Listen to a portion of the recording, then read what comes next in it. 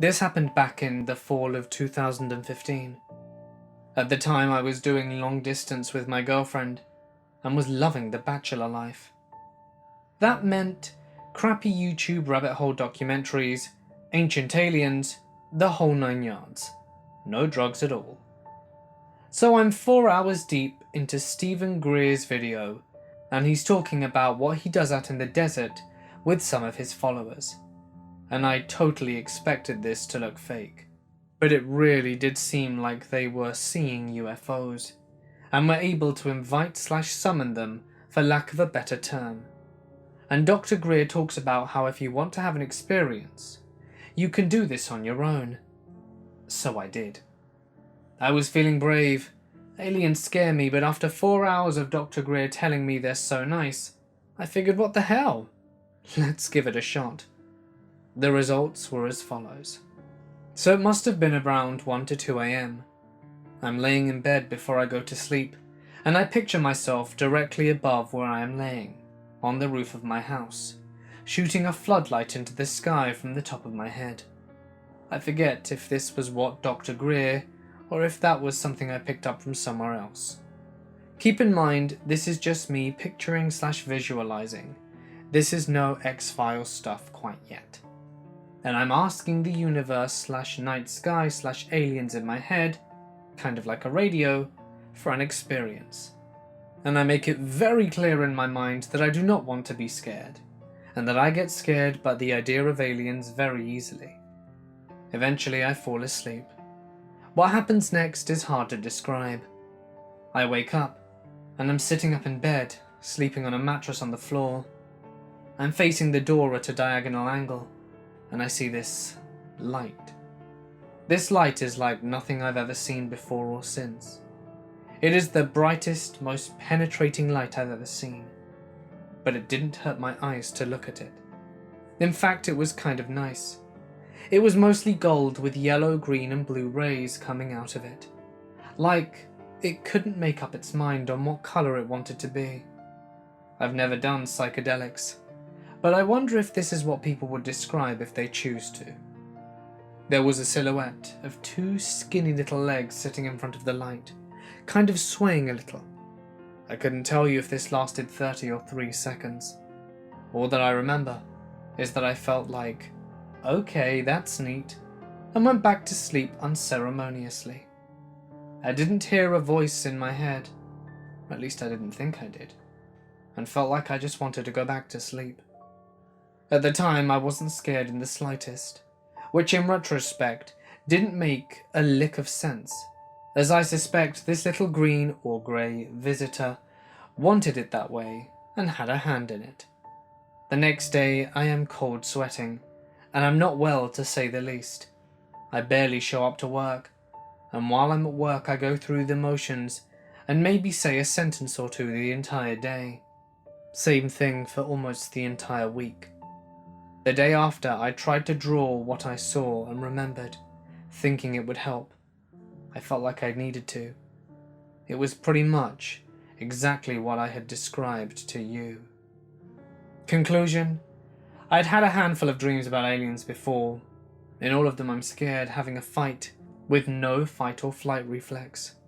So the dreams just ended up being Conan fests, with me punching greys in the face, terrified. During the dream I wasn't scared at all, not even a smidge. I've never dreamed of me being off-world or anything like that. I also had cold sweats for days, and made it difficult to talk about or even write about. My story seems pretty tame compared to some other accounts, but it is quite spooky, and I'd never have had sleep paralysis or sleepwalked. This isn't my story, but one a friend told me not long ago that I found fascinating, mostly because of the genuine emotion in his telling of it. The fear in his voice, and on his face, was visceral and contagious as he told the story, even though it happened years ago when he was a kid.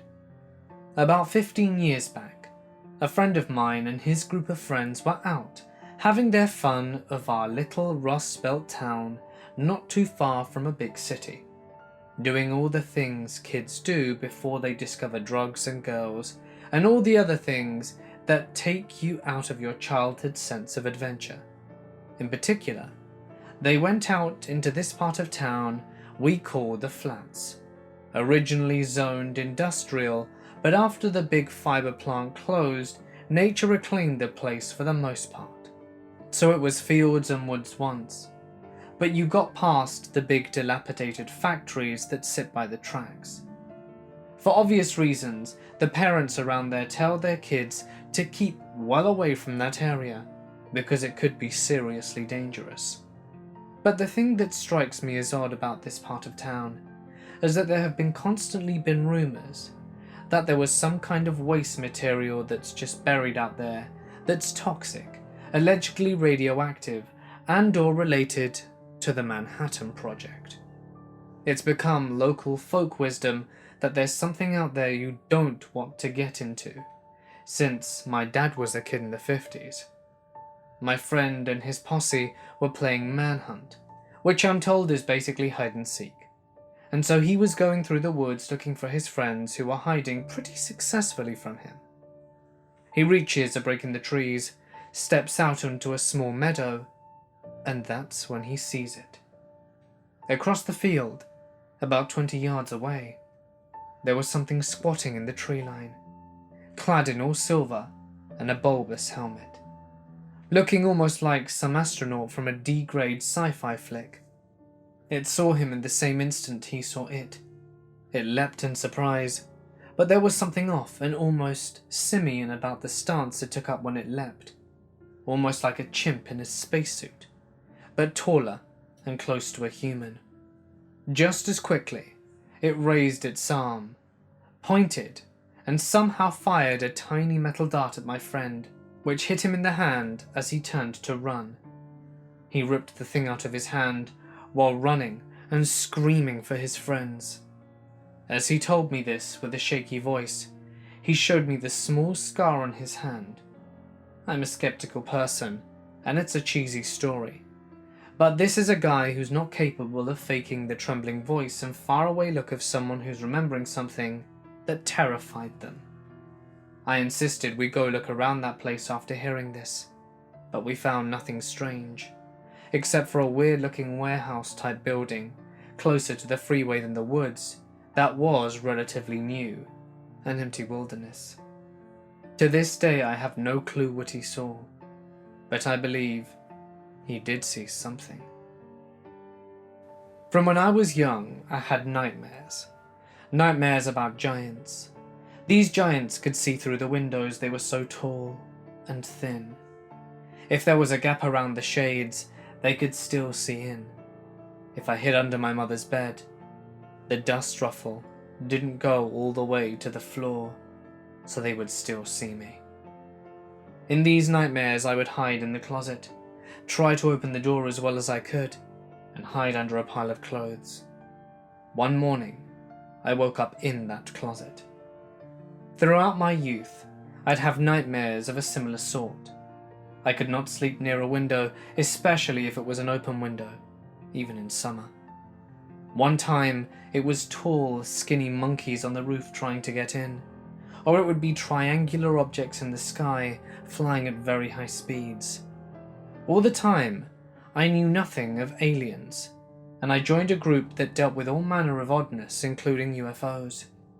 I mentioned these nightmares, and they were convinced that I was an abductee.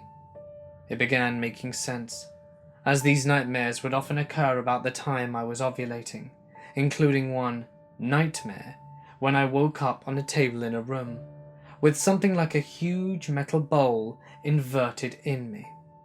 I swore I could hear my mother's voice telling me I was okay, and that they weren't going to hurt me. They needed to just do these tests. Then, I saw them. I watched them stick a very long and thin needle-like tool into my abdomen on the left, as they extracted an ova, which they showed me. I saw it as if it were magnified, roundish cream-coloured, with an area that was a little more brownish. They explained to me this one was damaged, and they'd need another. I remember thinking, cool. Then realising what I said and what was going on, I pretty much passed out and not woke up again until the morning. As I said, this was a regular occurrence, until one year during ovulation, I happened to be on a military base. Apparently they weren't going to arouse the ire of the US military. After that, the abductions ceased. I was getting older anyway, and my viability was probably not up to snuff. Fast forward many years, I was house-sitting way out in a rural area. There are neighbours, but they're a bit spread out. But they're 15 miles from the nearest town in a heavily wooded area. I'd gone to bed around 1:32 and had turned off all the lights and gotten to bed facing the window and closed my eyes. Soon, I could tell there was light shining in through the window. Odd but not completely unheard of that someone would be driving down that road a little late. I then realised I didn't hear gravel, and the light didn't seem to move. Was someone sitting outside my house with their headlights on? I got out of bed and peeked through some blinds, and saw what made me do a backflip and go over to the bed to get my glasses. I slammed them on my face, bounced back to the window, and what I saw made my blood run cold. Across the street is nothing but a line of trees. Behind those trees were huge white lights, the size of the full moon, drifting very slowly downwards at an angle. When the white lights were behind the trees, I could see red lights around them. Back behind those trees is nothing but a very large swamp. There was no noise, and I stood there staring blankly until I could no longer see the lights.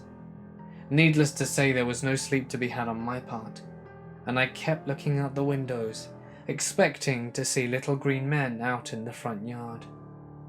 It was a little easier to handle when I could put my experiences down to just nightmares, but I was too well aware and fully awake for this one.